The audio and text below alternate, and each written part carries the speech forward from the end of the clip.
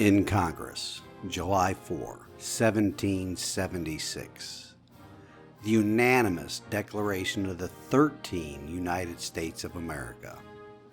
When in the course of human events, it becomes necessary for one people to dissolve the political bands which have connected them with another,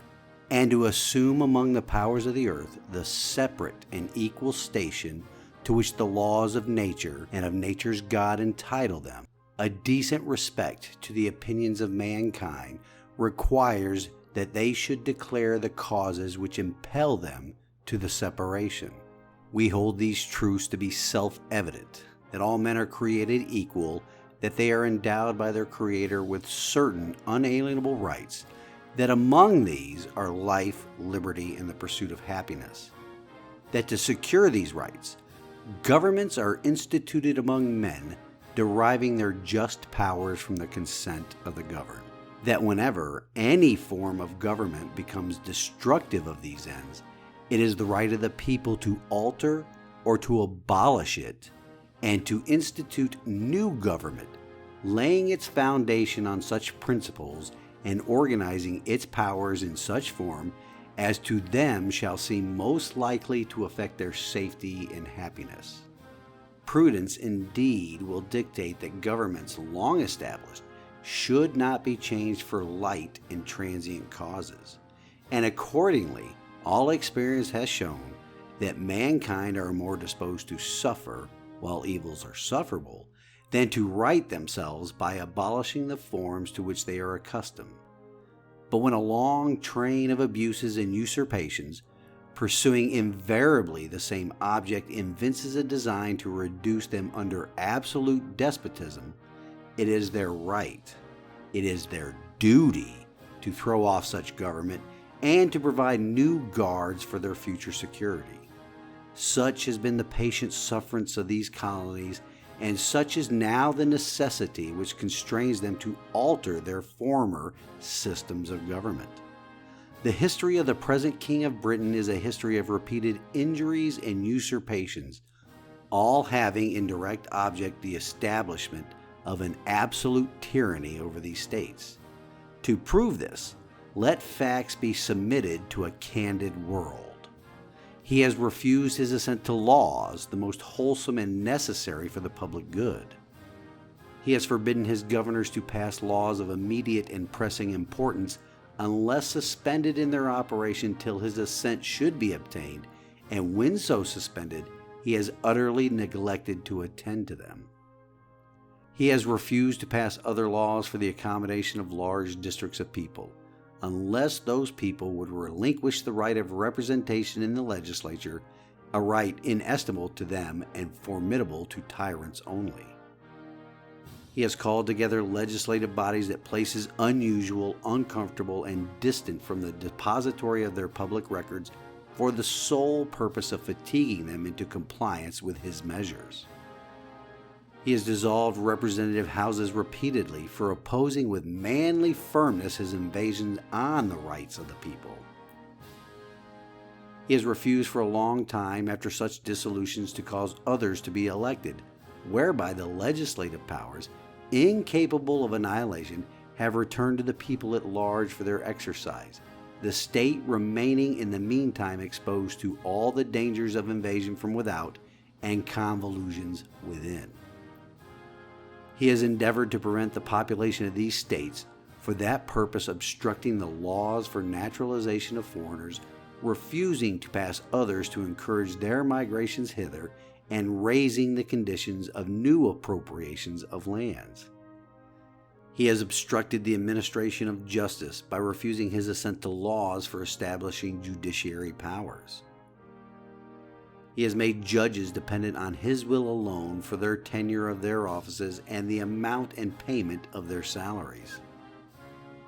He has erected a multitude of new offices and sent hither swarms of officers to harass our people and eat out their substance. He has kept among us in times of peace standing armies without the consent of our legislatures. He has affected to render the military independent of and superior to the civil power. He has combined with others to subject us to a jurisdiction foreign to our Constitution and unacknowledged by our laws, giving his assent to their acts of pretended legislation, for quartering large bodies of armed troops among us, for protecting them by a mock trial from punishment for any murders which they should commit on the inhabitants of these states, for cutting off our trade with all parts of the world, for imposing taxes on us without our consent,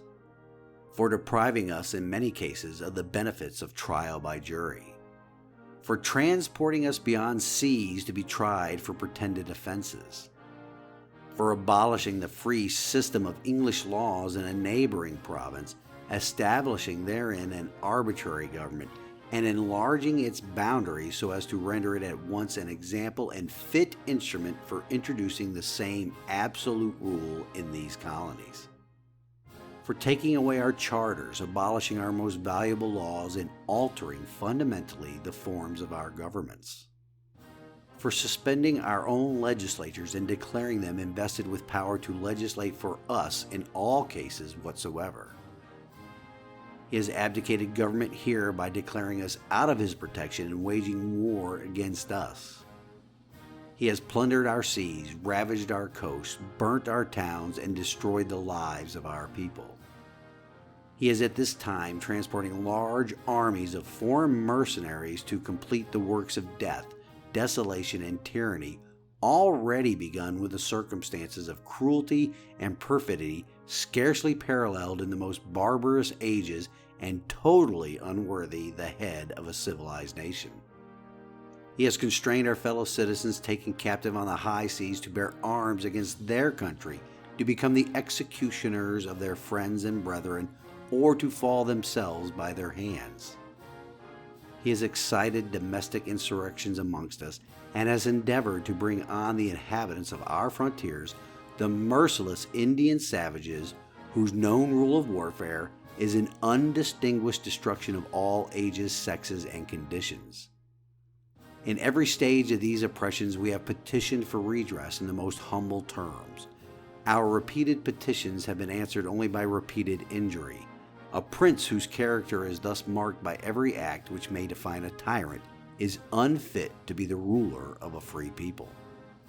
Nor have we been wanting in our attentions to our British brethren. We have warned them from time to time of attempt by their legislature to extend an unwarrantable jurisdiction over us. We have reminded them of the circumstances of our emigration and settlement here. We have appealed to their native justice and magnanimity, and we have conjured them by the ties of our common kindred to disavow these usurpations, which would inevitably interrupt our connections and correspondence. They too have been deaf to the voice of justice and consanguinity. We must, therefore, acquiesce in the necessity which denounces our separation, and hold them, as we hold the rest of mankind, enemies in war, in peace friends. We, therefore, the representatives of the United States of America in General Congress, assembled, appealing to the Supreme Judge of the world for the rectitude of our attentions due, in the name and by the authority of the good people of these colonies, solemnly publish and declare that these united colonies are, and of right ought to be, free and independent states, that they are absolved from all allegiance to the British Crown, and that all political connection between them and the state of Great Britain is and ought to be totally dissolved, and that as free and independent states they have full power to levy war, conclude peace, contract alliances, establish commerce, and to do all other acts and things which independent states may of right do. And for the support of this declaration, with our firm reliance on the protection of divine providence,